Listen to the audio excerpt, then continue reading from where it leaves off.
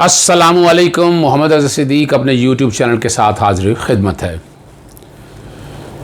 एक इशू जिस पे बहुत दिनों से आप सब दोस्त अहबाब कहते रहे हैं कि उस पर लेटेस्ट ओपिनियन नहीं आ रहा, और वो था जस्टिस काजी फ़ायज़ ईसा का सुप्रीम जुडिशल काउंसिल में हेयरिंग के हवाले से। बड़ी तफसील से बात करनी है मैंने, दूसरे हिस्से में मैं बात कर रहा हूँ। पहले हिस्से में जो इदारों को कुछ नहीं समझते, जो बराह रास्त पाकिस्तान ना खपे का नारा लगाते हैं, जी मैं जावेद लतीफ़ की बात कर रहा हूँ, मुंह उठा के आज दरख्वास्त दायर कर दी उन्होंने कि मुकदमा खारिज कर दे, क्वैशमेंट की दरख्वास्त दायर की। और चीफ जस्टिस कासिम खान के पास उनके पास ये दरख्वास्त लगी और उन्होंने जिक्र किया अपनी दरख्वास्त के अंदर जो बातें उन्होंने की हैं कि सियासी इंतकाम का निशाना बनाया जा रहा है, और मुकदमे को चैलेंज किया है, मुत्तहदा अदालत से ज़मानत करार की है, जो सियासी कारकुन है, अवामी नुमाइंदगी के मैंडेट के तहत कानून की पासदारी पर यकीन रखता है। इस पर जो जवाब आए वो बड़े ज़बरदस्त थे। वन मस्ट अप्रिशिएट हमारी हुब्बुल वतनी, हमारी जब हुब्बुल वतनी या हुब्बुल शख्सी है, हमारी हुब्बुल वतनी है या हुब्बुल शख्सी है, ये ज़रा बड़ी ज़बरदस्त रिमार्क्स थे। पाकिस्तान में असेंबलियों में हलफ लेने वाले अपने गिरबान में झांकें, जावेद लतीफ़ छोड़ दें पाकिस्तान, किसी और मुल्क की नेशनलिटी ले लें। काले कोड वालों ने पाकिस्तान बनाने में अहम किरदार अदा किया। पाकिस्तान खप्पे का नारा ना लगाने वालों को लोग चींटियों की तरह मसल देंगे। अब यही जो सारी बातें आप सामने रख के अगर आप देख लें आप, और यही जो शख्स मुल्क के ख़िलाफ़ बात करेगा मैं उसको रिलीफ नहीं दूंगा। पहले इस मुल्क के ख़िलाफ़ बात करना, फिर उस मुल्क की अदालतों से रिलीफ आने आ जाता है, तो हाथ खारिज हो जानी थी। और इस पर जावेद लतीफ़ के वकील ने दरख्वास्त मुनासिब समझा गया, दरख्वास्त काबिल समाअत ही नहीं थी।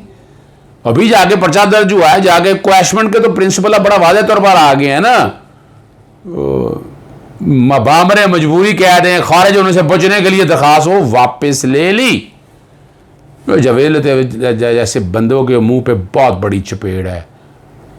ये समझ बैठे थे कि हम जो मर्जी, जिसका दिल चाहे पाकिस्तान ना खपे का नारा लगाएं, जो मर्जी कर जाएं। ऐसे लोगों की हमारे कानून और आइन में इजाज़त नहीं है, इन्हें हमारे आइन और कानून के ताबे रहना पड़ेगा। अब चलते हैं अगली बात की तरफ, जस्टिस काजी फ़ायज़ ईसा के हवाले से। अगर वो आप देखें, और आज पहले इस्लामाबाद हाई कोर्ट में वो मेहमान खुसूसी से बुनियादी हक़ और हमारे आइन के मौजू पर और एक तकरीब थी, जो बातें की मैं उनमें तफसील में नहीं जाना चाहता। बहरहाल एक था कि वो तस्वीर लगी थी उनकी पीछे, वो ग़ालिबन नमूद नुमाइश अच्छी नहीं समझते, लेकिन पीछे तस्वीर लगी थी ना, उन्होंने कहा कि ये तस्वीर हटा दें पीछे जो उनकी लगी हुई है, और वो जो बातें भी करनी है। और उन्होंने जिस तरह भी एक लफ्ज़, फिर वही बात है, पाकिस्तान में दरिया इंडस देखा जाए तो उसमें कूड़ा करकट नज़र आता है। वो लफ्ज़ एक जो है ना, वो गटर या कूड़ा करकट, इस तरह के ये लफ्ज़ कहीं ना कहीं वो आई डोंट नो क्या कहना चाहते हैं या क्या नहीं कह सकते। और एक और बड़ी ज़बरदस्त बात की कि आइन से गद्दारी करके ना सिर्फ इस जहाँ बल्कि अगले जहाँ में भी उसकी सज़ा मिलेगी। यानी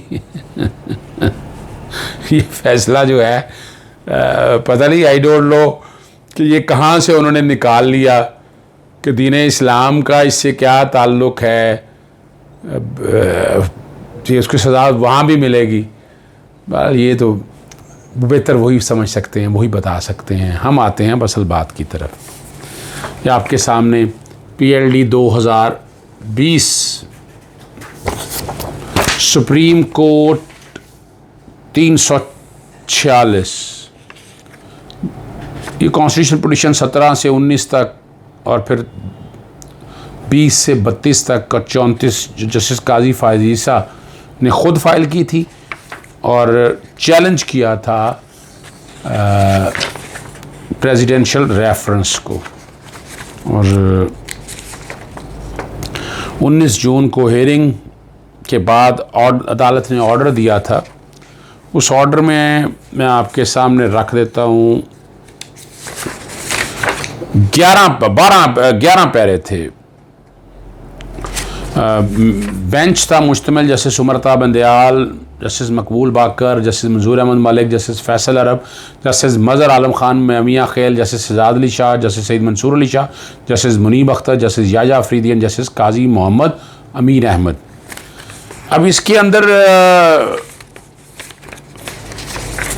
जस्टिस याया अफरीदी ने जो पैरा जो मैं पढ़ देता हूँ आपके सामने, याया अफरीदी है dismiss CP number 17 of 2009 and dispose of the other petition in term as stated in para 1 above। ठीक है, जिसमें रेफरेंस क्वैश कर दिया गया था और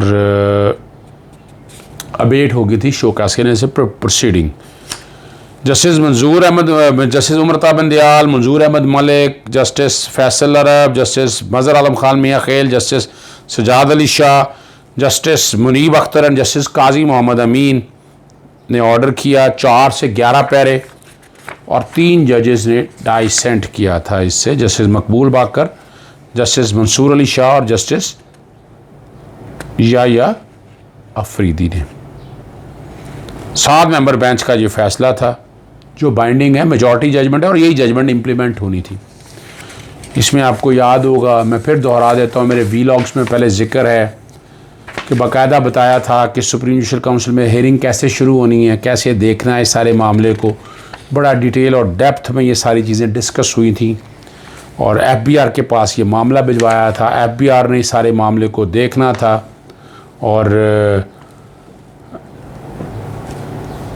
फिर जब ये मामला सारा भिजवा देना था, 100 दिन ये टाइम गुजरने के बाद काउंसिल के सामने ये भिजवा देना था। और the action proceeding if any or order or direction if any may be given council deem for the purpose of article 209 of the constitution to be an excise of suo motu jurisdiction as conferred under. और para 11 के अंदर बता दिया था कि ये जो proceeding है, जो टैक्स वाली प्रोसीडिंग है, उनके बच्चों और बीवी के वाले से वो अलग चलेंगी। अपील का राइट अपनी जगह मौजूद रहेगा। जो रिपोर्ट आएगी वो FBR के हवाले से है, वो फैक्ट फाइंडिंग के हवाले से, जो आप कहें कि उससे फ़र्क कोई नहीं पड़ता। और but the council may if deem appropriate notice such appellate proceeding or order direction as may for the purpose only of the matter before it and make such orders or give such direction relation thereto as it deems appropriate. ये बड़ा clearly आपके सामने रख दिया। फिर इसका तफसीली फैसला आया था PLD 2021 सुप्रीम कोर्ट 1। अब ये आगे चलने से पहले बता दूं, 14 अप्रैल जो मुझे पता चला है, जो मेरे तक इतला आई है, 14 अप्रैल को सुप्रीम जुडिशल काउंसिल बैठ रही है इस मामले में। 3 सीनियर मोस्ट चीफ जस्टिस इसके अंदर मौजूद होंगे। जस्टिस गुलजार अहमद साहब, जस्टिस बशीर आलम साहब, जस्टिस उमर अता बंदयाल साहब, और 2 senior most chief justice of high court. Senior most chief justice जो हैं शेख अहमद अली शेख साहब हैं सिंध के चीफ जस्टिस, और जस्टिस वकार सेठ के बाद जस्टिस अतर मिनल्ला अब इसके मेंबर हैं। जो तफसीली फ़ैसला आया है, उस तफसीली फ़ैसले का मैं पहले एक पैरा आपके सामने पढ़ देता हूँ ताकि वो क्लियर हो जाए, और उसके बाद मैं बाकी पैरास की तरफ आ जाऊँगा आप तक। यानी अब मामला सुप्रीम जुडिशल काउंसिल के सामने है, सुप्रीम जुडिशल काउंसिल ने देखना है। At the same time, our short order has preserved the right of the affected taxpayers, Ms. Issa and her children under the ordinance. This includes the right to appeal against the decision of the commissioner or against any other adverse order passed at the appellate stage. To our mind, the 2 directions, namely the filing of the report by the chairman FBR before the Supreme Judicial Council and the protection of the affected person right to appeal issued by us, were necessary in the interest of justice. The jurisdiction of FBR is concerned with taxing income, whereas the jurisdiction of Supreme Judicial Council related only with the misconduct of the judge. Therefore, the proceeding and or the outcome from before one forum do not affect those of the other forum. However, the Supreme Judicial Council may, if so inclined, in the exercise of its suo motu jurisdiction, conferred the Constitution, take into consideration any proceeding before the tax authorities or order passed by them. बड़ा clear कर दिया कि दोनों jurisdiction का income tax का कोई ताल्लुक़ नहीं है। इस पर नज़रसानी की दरख्वास्त जस्टिस काजी फैसल ने दायर की। पहले बेंच का तय हो गया कि इस्तेहकाक चीफ जस्टिस का है, फिर उन्होंने कहा कि वो लाइव कवरेज दिखाई जाए। वो लाइव कवरेज की दरख्वास्त के ऊपर अपनी जगह जो भी हो रहा है, लेकिन एक बार याद रखिए, नज़रसानी से फाइल कर देने से प्रोसीडिंग रुक नहीं सकती हैं जब तक उस जजमेंट को सस्पेंड ना किया जाए, ऑपरेशन सस्पेंड ना किया जाए, जजमेंट इन फील्ड रहती है। तो सुप्रीम जुडिशल काउंसिल बैठ रही है और मेरी नज़र के मुताबिक तो बड़ा क्लियर कट मिसकंडक्ट के हवाले से केस ये बनता है कि आमदन के ज़राए नहीं सामने आ सके, मनी ट्रेल नहीं सामने आ सका, वो टैक्सिंग इनकम अलहदा है, मैंने आपके सामने सिर्फ पैरा पढ़ा है। अब मिसकंडक्ट ऑफ जज के हवाले से अब सुप्रीम जुडिशल काउंसिल ने आगे मामला देखना है। 14 तारीख को इस पर देखा जाएगा और सुप्रीम जुडिशल काउंसिल फैसला करेगी शोकास करने का और इस प्रोसीडिंग को आगे ले जाने का। प्रामा फेशाई रिकॉर्ड अगर आप सामने देख लें तो ज़राए सामने नहीं आ सकें, तो मिसकंडक्ट ऑफ जज में ये मेरी ज़ाती राय के मुताबिक तो ये केस बनता है। अब सुप्रीम जुडिशल काउंसिल क्या करती है वो आप तक आ जाएगी, लेकिन आप लोगों की राय के मुताबिक ये मामला ख़त्म नहीं हुआ था। मैंने पहले भी कहा था, अब भी कह रहा हूँ कि मामला अभी पेंडिंग है सुप्रीम जुडिशल काउंसिल के सामने। 14 अप्रैल को ये मामला टेकअप होगा और उसमें वो जो रिपोर्ट FIR की आ चुकी है जिसमें ज़राए नहीं है सामने, गालबन 9-9.5 करोड़ एग्जैक्ट फिगर मेरे सामने नहीं है, वो ज़राए नहीं दे सके, डिक्लेयर नहीं की थी इनकम टैक्स रिटर्नों में, सोर्स भी सामने नहीं आ गया और ये सारा कुछ रिकॉर्ड के ऊपर है। अब वो नहीं होगी तो पब्लिक ऑफिस होल्डर के नाम से जब आप जायदाद, जब स्पाउस जायदाद बनाते हैं तो वो पब्लिक ऑफिस होल्डर की कहलाती हैं। ये दूसरी मैंने प्रोसीडिंग आपके सामने बताई थी। दूसरा तरीकाकार नैब के कॉन्टेक्स्ट में आता है, या तो फिर नैब जुरिस्डिक्शन टेकअप करती है। नैब करप्शन और करप्ट प्रैक्टिसेस सेक्शन 9 के हवाले से देखती है और उसमें इख्तियार मौजूद रहता है। अब सेक्शन 9 में 12 तरह के जराइम मौजूद हैं, एसेट बियॉन्ड मीन भी है, मिसयूज़ ऑफ अथॉरिटी के हवाले से भी है। तो यहाँ जो है basically asset beyond mean he का एक तरह से केस बनता है, लेकिन ये नैब के कॉन्टेक्स्ट में नहीं, जो कि अदलिया की आज़ादी को बरकरार करें। नैब इंटरफेरेंस नहीं कर सकती। इस सारे नैब की प्रोसीडिंग बड़ी ख़तरनाक है। आपको पता है कि वो बाकायदा जब पहले इंक्वायरी इन्वेस्टिगेशन, जब गिरफ्तारी हो जाए 90 दिन का रिमांड होता है, फिर मतलब जेल में चला जाता है, फिर रेफरेंस फाइल होता है, बेल होती है, वो बड़ा लेंथी प्रोसीजर है। लेकिन ये जो कि अदलिया की आज़ादी को बरकरार रखने के हवाले से ये सुप्रीम जुडिशल काउंसिल ने एक फैक्ट फाइंडिंग आ चुकी है। ट्रेल नहीं है, पैसों का सोर्स नहीं है, वो सारी चीज़ें आ गई हैं। अब सुप्रीम जुडिशल काउंसिल ने इस मामले को आगे लेके चलना है। नज़रसानी का क्या होना है इसमें बड़ा मुश्किल है। जो फैसला जो इम्प्लीमेंट हो चुका है, फैसला इम्प्लीमेंट हो चुका है। नज़रसानी में क्यों ना, नज़रसानी ने कोई फैसला सस्पेंड नहीं किया है।